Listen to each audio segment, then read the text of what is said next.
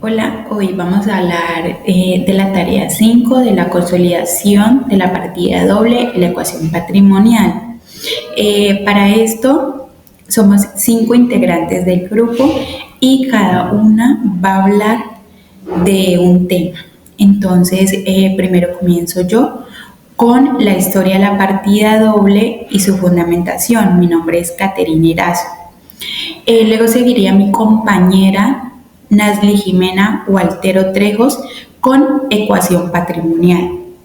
Tercero, mi compañera Tatiana Giseli Zambrano Noguera. Ella nos va a explicar de activos, pasivos y patrimonio. Cuarto, mi compañera Claudia Consuelo Salazar Arredondo, que nos va a explicar qué son los ingresos. Y por último, la compañera Angie Paola Hernández Mosquera, que va a finalizar con el tema de gastos. Entonces, para empezar, voy a contar un poquito de la historia de la partida doble y su fundamentación. La partida doble, también conocida como digrafía, es un método contable fundamental que asegura que cada transacción financiera se registre dos veces, que se registra en el debe y en el haber. Una es débito y otra es crédito, así manteniendo el equilibrio en los libros contables. Este sistema garantiza que la suma de los débitos sea igual a de los créditos, lo que ayuda a detectar errores y a mantener la precisión de los registros financieros. Hablando un poquito de los orígenes, la partida doble se originó en Italia durante el Renacimiento, específicamente en la ciudad de Venecia. Se dice que su creador fue Luca Pacioli, que en su libro de suma de aritmética geométrica y proporciones y proporcionalidad, que lo publicó en 1994, ahí estaba detallado el proceso de la partida doble. Esta se desarrolló como una respuesta a la necesidad de llevar registros financieros precisos y detallados en las empresas comerciales. El método se basa en la línea de que cada transacción financiera tiene dos aspectos, un débito y un crédito, como lo podemos ver en la imagen. El debe está del lado derecho y el crédito del lado izquierdo. Su fundamentación se basa en que no hay deudor sin acreedor ni acreedor sin deudor.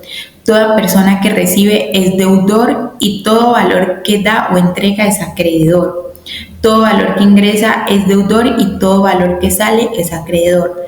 Toda pérdida es deudora y toda ganancia es acreedora. Ya para finalizar, se puede decir que esta se parte en dos, dualidad e igualdad.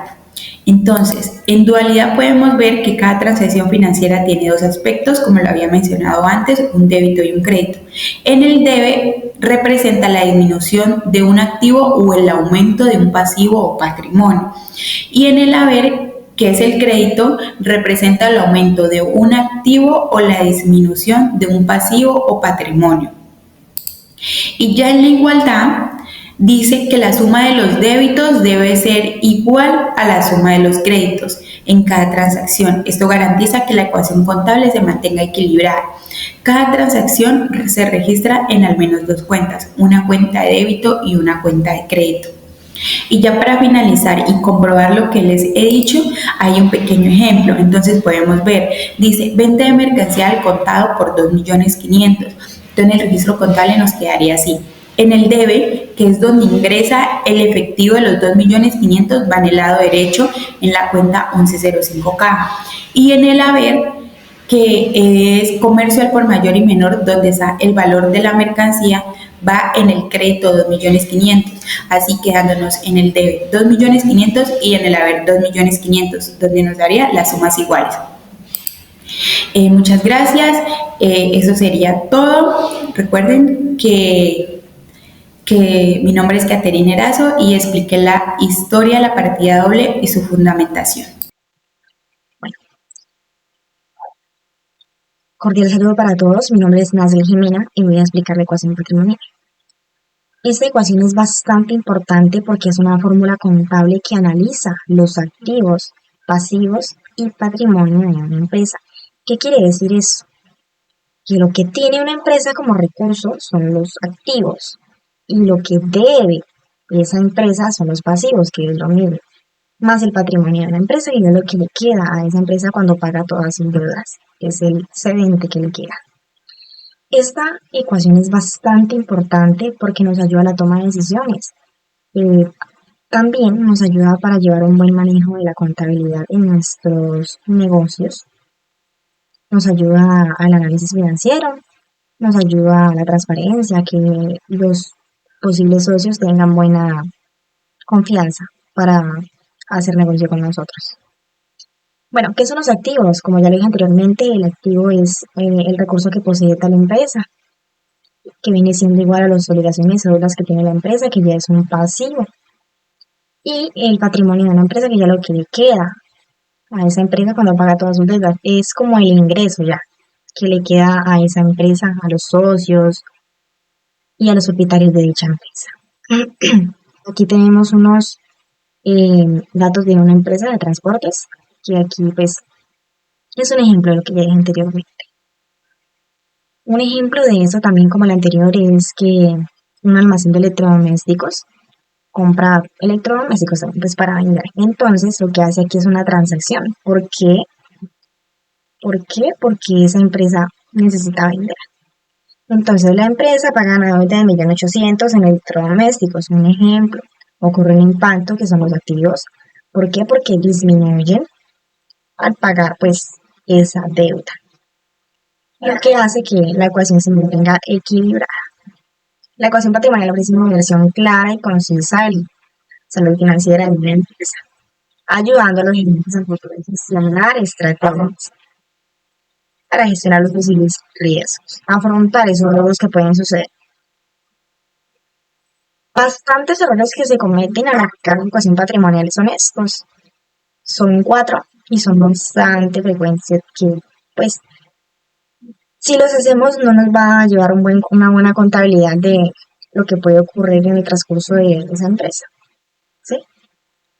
Bueno, comprender esa situación es importante para que el estudio de la contabilidad y finanzas proporcione una base firme para valorar el rendimiento financiero. ¿Sí? Muchas gracias. Cordial saludo, mi nombre es Tatiana Giseli Zambrano Noguera. A mí me corresponde explicar el tema de los activos, pasivos y patrimonios. Bueno, vamos a empezar. ¿Qué es un activo? Un activo podemos decir que es todos los bienes y derechos que tiene una empresa. Ellos se clasifican como tangibles o intangibles y tienen una duración superior a un año. También podemos aclarar que el activo aumenta por el debe y disminuye por el haber. Y concluimos que es de naturaleza débito. Seguido a eso, vamos a explicar algunos ejemplos de activos. Como ya lo habíamos dicho, los activos se clasifican por ser tangibles o intangibles. Tangibles podemos decir que los tangibles es todo lo que podemos tocar, a diferencia de los intangibles, que es lo que no podemos tocar. Por ejemplo, en los tangibles podemos decir que es el dinero, inventarios, vehículos, maquinaria, inmuebles, inversiones, etc. El dinero, pues podemos decir que es todo el efectivo que posee una empresa. Todo el efectivo que posee una empresa. Los inventarios también hacen parte de toda la mercancía que puede tener una empresa. Vehículos, autos, camiones, todo lo que pertenezca a la empresa, obviamente eso hace parte de vehículos, maquinaria, equipos, herramientas, etcétera. Los inmuebles también vendrían siendo inmuebles vendrían siendo lo que de pronto algún terreno o propiedades que estén a nombre de la empresa. Y las inversiones también hacen parte de los activos tangibles. También la maquinaria, equipo, oficina, como computadores, enseres, todo eso viene siendo parte de los activos tangibles, que es todo lo que podemos tocar. Y los intangibles vienen siendo las cuentas por cobrar, préstamos, derechos de autor, la marca de la empresa, Todo eso viene siendo parte de los activos intangibles. Bueno, ahora vamos a seguir qué son los pasivos. Pasivos podemos decir que es toda obligación que tiene una empresa. Por ejemplo, podemos decir que los pasivos son todas las deudas que adquiere una empresa, ya sea a largo plazo y a corto plazo. A diferencia del activo, el pasivo aumenta por el haber y disminuye por el debe, lo que concluye que su naturaleza viene siendo crédito. Aquí podemos apreciar en esta imagen las deudas de la empresa, todo eso viene siendo parte de los pasivos. La clasificación de pasivos. El pasivo se clasifica como pasivo corriente y pasivo no corriente. Por ejemplo, en el pasivo corriente podemos decir que son todas las obligaciones que adquiere la empresa a corto plazo o máximo un año. Y el pasivo no corriente son todas las obligaciones que adquiere la empresa a largo plazo. Puede ser superior a un año. Pasivo no corriente tenemos como ejemplos las cuentas por pagar a proveedores, ya sea por mercancías que se hayan adquirido o etcétera. Salarios por pagar a empleados, obviamente toda empresa cuenta con un personal y los salarios que se le paga al personal entran a contar como un pasivo corriente, ya que se pagan en menos de un año. Impuestos por pagar, préstamos bancarios a corto plazo también y anticipos de clientes. Todo esto viene siendo del pasivo no corriente, haciendo parte del pasivo no corriente, ya que son obligaciones o compromisos que se deben pagar o cancelar en menos de un año. El pasivo no corriente, a diferencia del corriente, tenemos los préstamos bancarios a largo plazo, superiores a un año obviamente, bonos emitidos por la empresa, obligaciones por arrendamiento a largo plazo, cuando nos hacen un contrato de arrendamiento de un mueble o un inmueble superior a un año, provisiones, etcétera. Todo esto viene siendo parte del pasivo no corriente, ya que son compromisos que adquiere la empresa obligaciones que se pueden pagar después de un año a largo plazo. Seguimos con el patrimonio. El patrimonio también conocido como patrimonio neto o capital contable, dice. Nosotros podemos deducir en pocas palabras que el patrimonio es la resta del activo menos el pasivo y su resultado sería nuestro patrimonio, en pocas palabras o en una fórmula contable. También podemos decir que es el valor residual de los activos después de deducir todas sus obligaciones, que viene siendo lo mismo.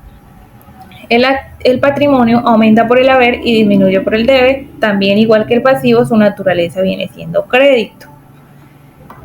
Aquí tenemos unos ejemplos de patrimonio. Tenemos algunos ejemplos de patrimonio como por ejemplo el capital social, que viene siendo el dinero que aportan los socios para algún negocio, para la conformación de la empresa.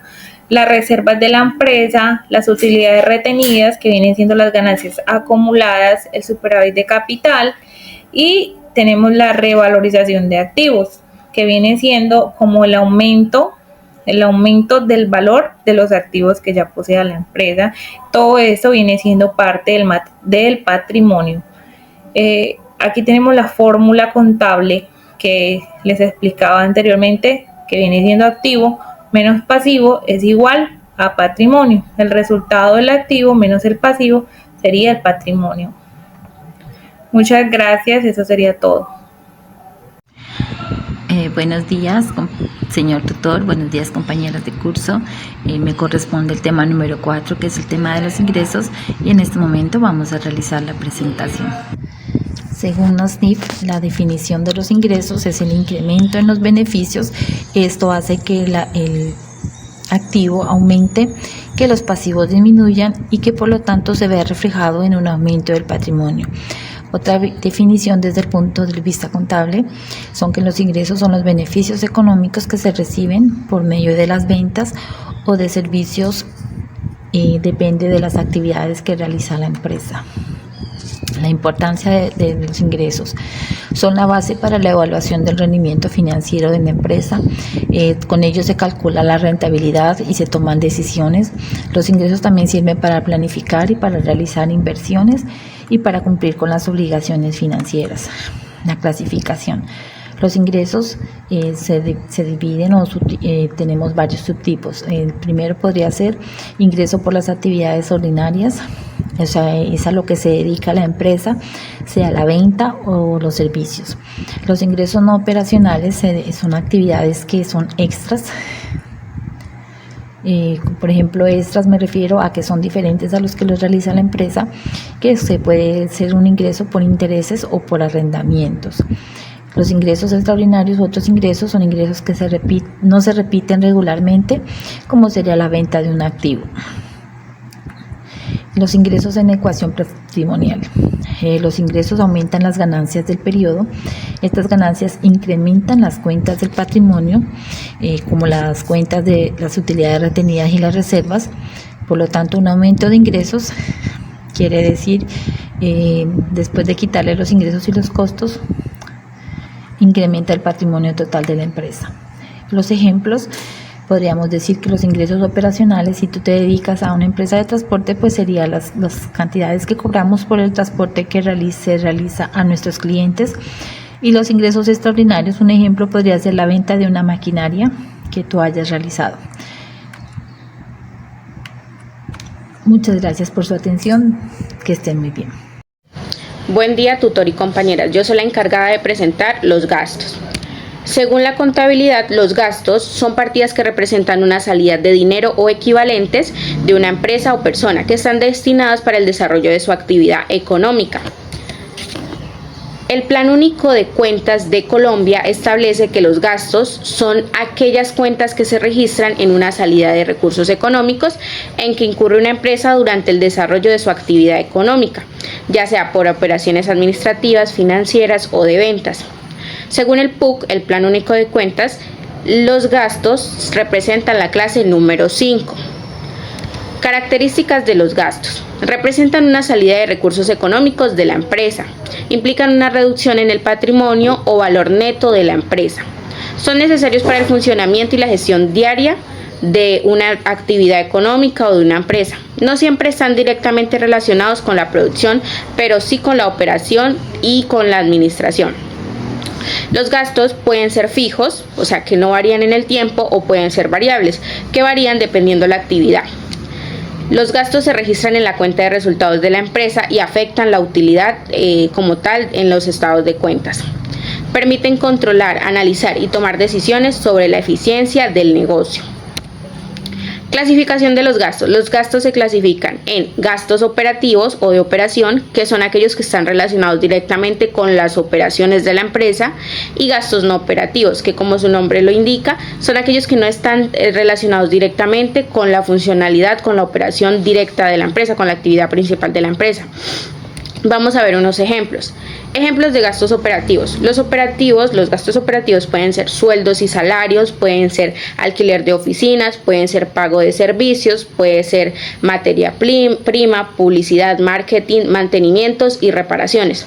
No operativos pueden ser, por ejemplo, intereses por préstamos, puede ser pérdidas por venta de activos, ejemplo, compraron un activo y al tiempo lo vendieron mucho más económico de cómo lo adquirieron, ahí pues hay una pérdida por ventas de activo. Puede ser multas y sanciones, costos de reestructuración, gastos financieros extraordinarios. Diferencia entre gasto y costo. La diferencia principal es que el costo está directamente relacionado con la producción de bienes y servicios, tales como la compra de materia prima o el pago de la mano de obra de una fábrica. En cambio, el gasto más que todo corresponde a los desembolsos que se utilizan para el funcionamiento general de la empresa, como el alquiler de las oficinas o el alquiler del espacio donde se va a desarrollar la actividad económica y el pago de servicios públicos o publicidad, y no están vinculados directamente con la fabricación o ventas como tal. Bueno, importancia del registro de los gastos. Los gastos son importantes registrarlos, ya que nos permite tener un control riguroso sobre el uso de los recursos y identificar áreas donde se está generando un sobrecosto. También facilita la planificación presupuestaria y ayuda a detectar errores. Además de eso, permite tomar decisiones pues informadas para mejorar la rentabilidad y el crecimiento del negocio como tal. Aparte de eso, los gastos y su registro es clave para cumplir con las obligaciones fiscales y legales, ya sea porque se respaldan los desembolsos realizados y facilita la conciliación en las cuentas bancarias. A continuación les voy a mostrar un ejemplo de un registro de gastos. Aquí podemos observar, tenemos una 5135 gastos administrativos contra una 2205 cuentas por pagar, que la 22 como tal es proveedores, 2205 nacionales, cuentas por pagar a proveedores nacionales. Por otra parte tenemos otro ejemplo que dice la empresa paga por elementos de aseo mediante cheque, o sea los pagó ya. Entonces lo metemos en la 5195 gastos diversos y se va contra un 1110, que es bancos, en caso porque está pagando en cheque. En caso tal que hubiera pagado en efectivo sería contra una 1105 caja general. Y pues eso sería como tal mi explicación. Muchísimas gracias.